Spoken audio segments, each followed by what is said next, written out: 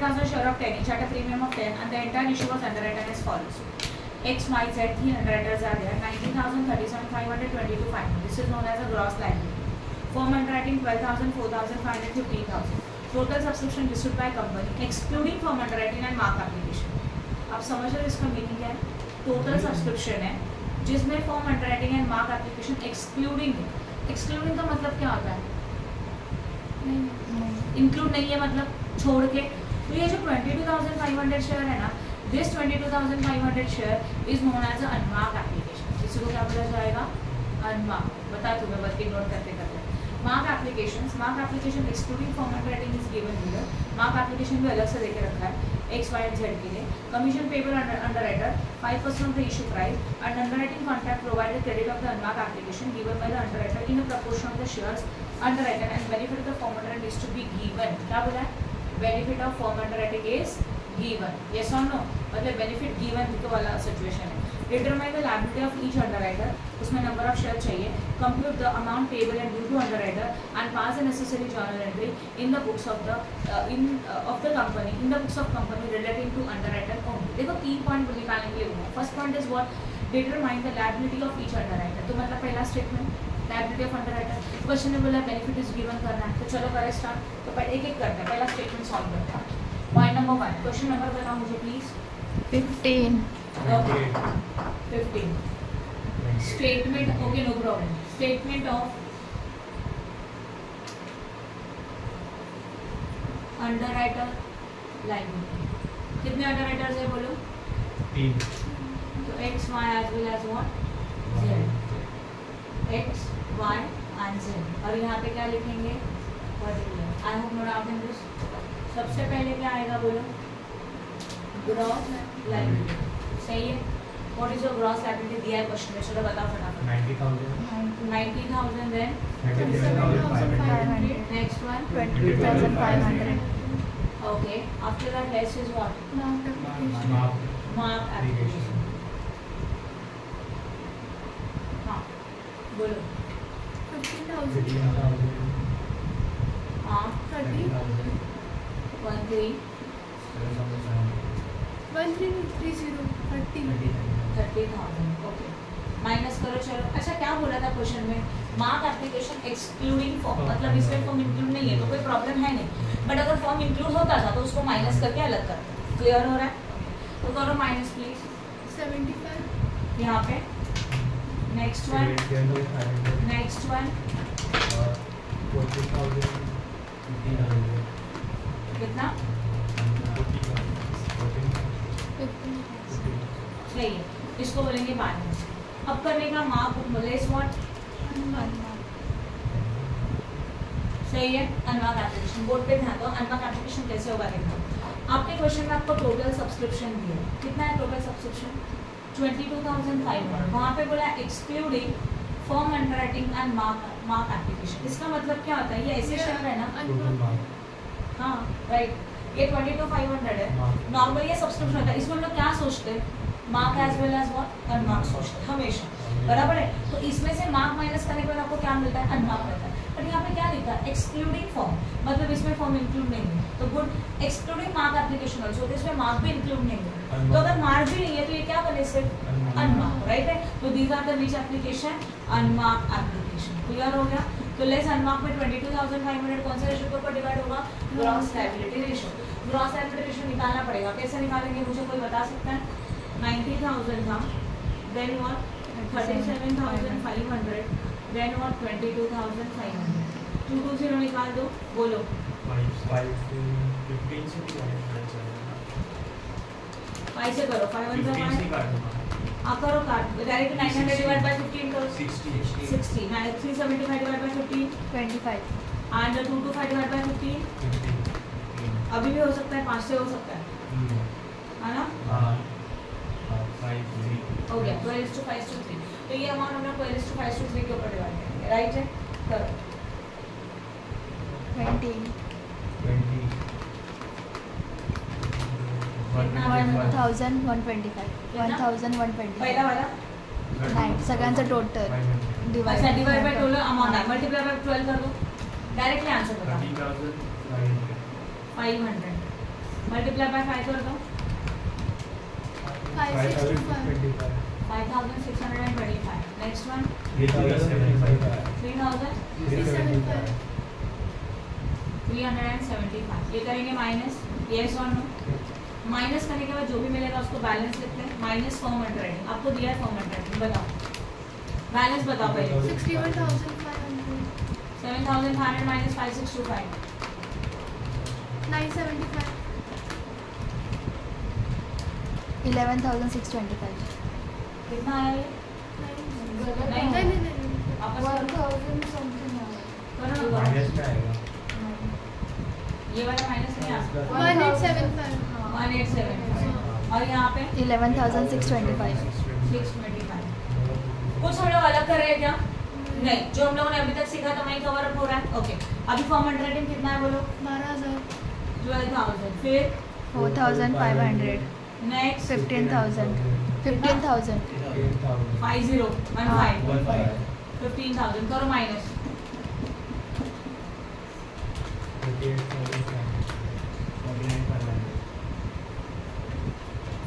Next Minus 2625. Minus 3,375. Minus. ये आया balance, सही है। अभी क्या करेंगे, इसको क्या बोलते हैं बताओ? नेट लाइबिलिटी, है ना? बट अभी इसको नहीं, अभी एक्सेस एडजस्ट करने हैं। दो एक्सेस है, दोनों यहीं पे एडजस्ट होगा। तो यहाँ पे 2,625 पॉजिटिव, 3,375 भी पॉजिटिव, इन दोनों का एडिशन करो 6,000 डायरेक्टली, इनका एडिशन। हाँ 6,000. हाँ, तो ये माइनस करो 43,500, ये नील, और यहाँ पे भी what? Nil. And this is known as which liability? Net liability. Add what? Form underwriting. कितना? 12,000, 4,500 एंड व्हाट? 15,000. करो addition please. 55,500. 55,500, 4,500 and what? 15,000. This is known as a what one? हो गया ये वाला पेपर। Total liability. इसी को क्या बोला जाता है? टोटल लायबिलिटी भी बोल सकते हैं। अभी ध्यान दो, सर्विस आपके लिए फर्स्ट टाइम कर रहा हूँ। अभी हम लोगों को प्रिपेयर करने का है सेकंड टेबल। सेकंड टेबल में हम लोगों को पता चलेगा अमाउंट ड्यू टू या तो फ्रॉम अंडरराइटर। एक तो अंडरराइटर को कितना पैसा देना है या तो अंडरराइटर से कितना पैसा मिलेगा। ओके, इसके कैलकुलेशन के लिए इसको हेडिंग लिखेंगे अमाउंट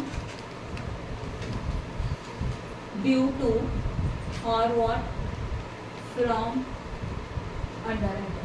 सही है। पहला क्या आएगा? पर्टिकुलर, यस और नो। फिर X Y as well as what Z. Actually अगर थोड़ी ज़्यादा चाहिए हम लोगों को तो थोड़ा specific X Y and Z. इसका फॉर्मेट फिक्स्ड है। सबसे पहले क्या आता है? Amount due. क्या आएगा? अमाउंट ड्यू कैसे आएगा? किसी को याद आ रहा है?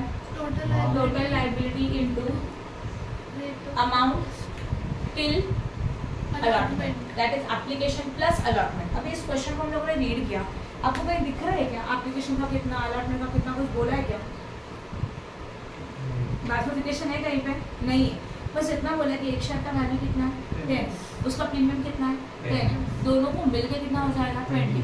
तो 20 rupees is actually issue price, और ये पूरा का पूरा एक साथ मिल रहा है। Means in this question there is no any bifurcation about the application and allotment. ऐसा कोई यहाँ पे बाइफर्केशन नहीं है। तो ऐसे सिचुएशन में जितना अमाउंट है पूरा ले लेंगे। अगर प्रीमियम है तो प्रीमियम ऐड करेंगे, डिस्काउंट तो डिस्काउंट को क्या करेंगे? माइनस। ओके, तो यहाँ पे अमाउंट कितना आएगा? 20 डायरेक्टली। तो total liability multiply by 20। Total liability कितना है बोलो? 55,500 इंटू 20 करो। 11,10,000. 4,500 इंटू 20 90,000. 90 and 15,000 into 20 50 lakh. फिर उसके बाद आता है लेस अमाउंट पेड। अभी ध्यान दो, इसमें क्या होता है? किसी को याद आ रहा है? अमाउंट पेड में आता है form underwriting into application money. अच्छा, फॉर्म अंडरराइटिंग तो है, कोई प्रॉब्लम नहीं है। ये देखो ये मेरा, पर एप्लीकेशन मनी दिया है क्या? बोलो फटाफट। एप्लीकेशन के लिए कितना बोला है क्वेश्चन में? नहीं। तो ये स्टेप भी नहीं आएगा क्योंकि एप्लीकेशन के लिए स्पेसिफिक कोई कॉस्ट है ही नहीं। होता तो उसके साथ मल्टीप्लाई कर देते, कुछ नहीं है तो इग्नोर कर दो।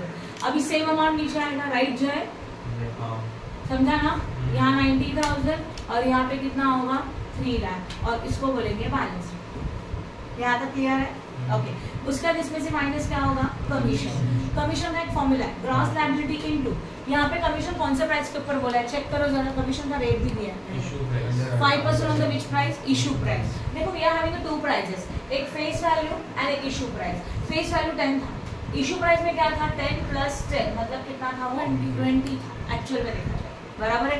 तो इशू प्राइस 10 था और ये कितना था 20 था। तो अभी हम लोग क्या करेंगे, यहाँ पे इशू प्राइस बोला है इसलिए इशू प्राइस मल्टीप्लाई है कितना परसेंट कमीशन है 5% कमीशन है। ओके तो what is your gross liability, see this one कैसे आएगा देखो 90,000 × 20 × 5% करो 90,000 यार 37,500 × 20 × 5% शायद उतना ही आएगा 37,500 चेक करो प्लीज 22,500 × 20 × 5% सेम आएगा। अब ये कमीशन को क्या करेंगे हम लोग माइनस, चलो करो minus 11 lakh 10 minus 19 10 lakh 20 check करो सही है। इसके बाद इसका अमाउंट चेक करना 55,000 × 20 55,500 × 20 बराबर है, इतना बड़ा अमाउंट है ना। ओके ठीक है अब इसको देखते हैं 90,000 माइनस 37,500 बता 52,500 कितना आया।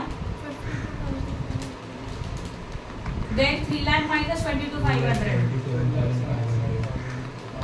2,77,500 यहाँ तक क्लियर है हो गया। दिस इज अभी इसमें कोई नेगेटिव पॉजिटिव कुछ था क्या, सब पॉजिटिव था। तो पॉजिटिव का मतलब क्या होता है पेमेंट इज व्हाट मिलने वाला है, पैसा आने वाला है कि देने वाले रिसीव। पॉजिटिव मतलब पैसा मिलने वाला है। तो इसको लिखेंगे अमाउंट ड्यू फ्रॉम अंडरराइटर। इसका मतलब क्या होता है सी ये अंडरराइटर का लायबिलिटी है। अंडरराइटर का लायबिलिटी अंडरराइटर हम लोगों को देने वाला था इतना, बट अब उसके अगेंस्ट में हम लोग कंपनी है और हम लोग अंडरराइटर को इतना कमीशन देने वाले हैं। तो उसमें से जितना पैसा मिलने वाला है उसमें से कमीशन माइनस होकर इतना पैसा अंडरराइटर से अपने को मिलेगा। तो यहाँ पॉजिटिव आंसर आता है तो कैश रिसीव्ड एंड नेगेटिव आता है तो we have to make the amount paid to the underwriter. समझ में आया राइट जय? लास्ट रो क्लियर है पक्का?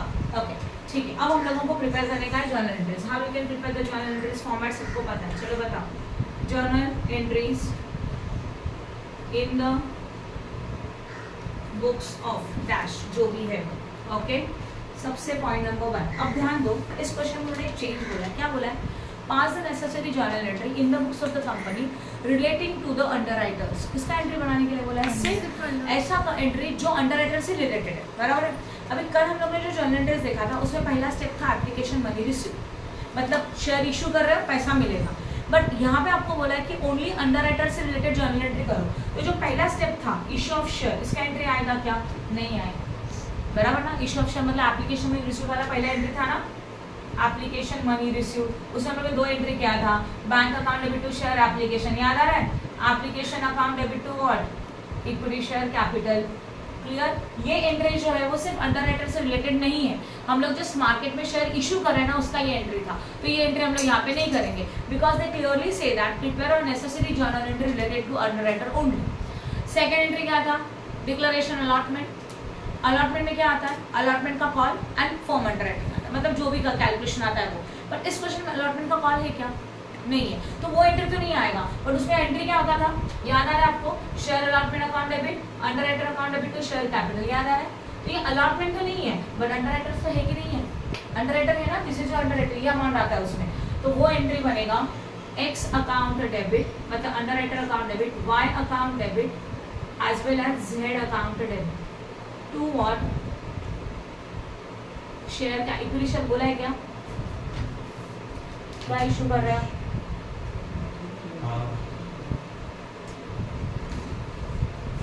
To equity share capital and उसी के साथ टू व्हाट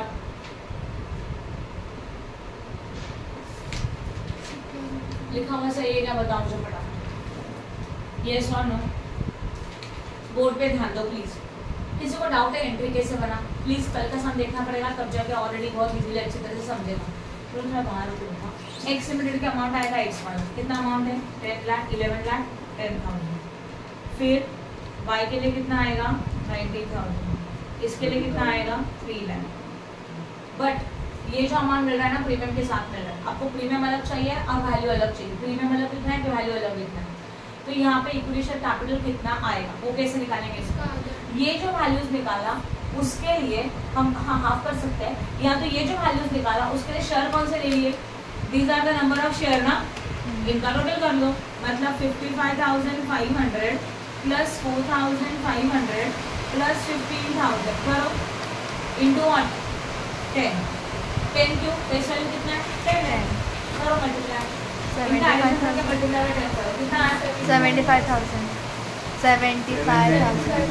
ओनली 75,000। हाँ अच्छा ये आया 75 टोटल, मल्टीप्लाई बाय 10 करो, 7 लाख। हाँ सही है, समझा। अब इसमें भी वही, ये सारे नंबर ऑफ शेयर 75,000 थे, मल्टीप्लाई बाय 10 कर लो, 7,50,000 आएगा, 15 लाख इसका टोटल हो गया। इसका टोटल भी करके देखो कितना हो रहा है।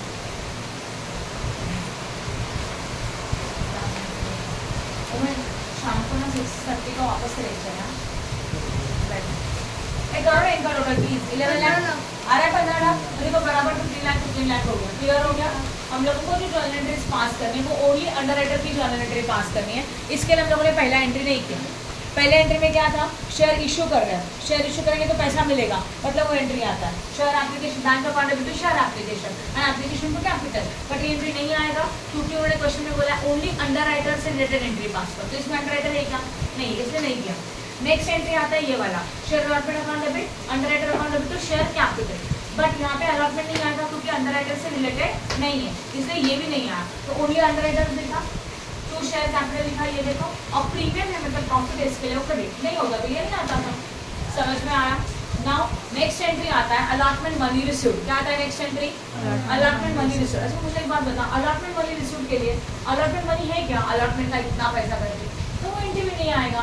एज वेल एज इस समय आपको दिख रहा है कहीं पे अलॉटमेंट, तो वो एंट्री भी नहीं आएगा, समझ में आया। नेक्स्ट एंट्री कहाँ से आता है, आपको स्टेप याद करना चाहिए। कमीशन, कमीशन अपने लिए एक्सपेंसेस है, अगर अपने लिए एक्सपेंसेस तो एंट्री क्या आएगा बोलो, अंडरराइटिंग कमीशन अकाउंट डेबिट, सही है। सेकेंड वाला अंडरराइटिंग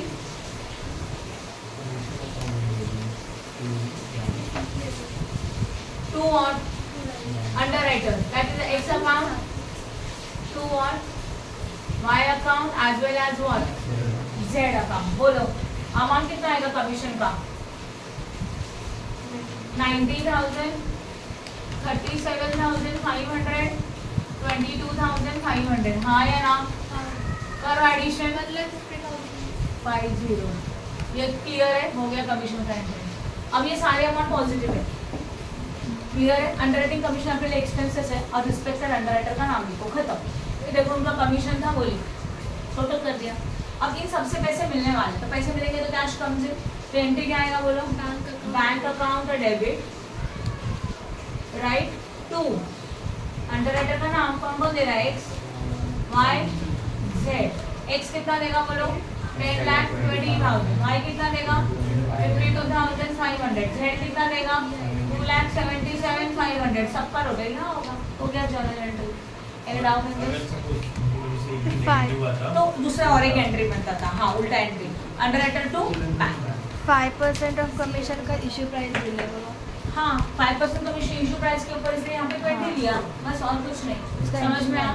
नहीं वो तो कैलकुलेशन, कमीशन के कैलकुलेशन के लिए यूज करने का, वो बस बोला है, इसका जर्नल एंट्री नहीं आएगा। एनी डाउट, समझा कि नहीं समझा? ओके स्टॉप करो।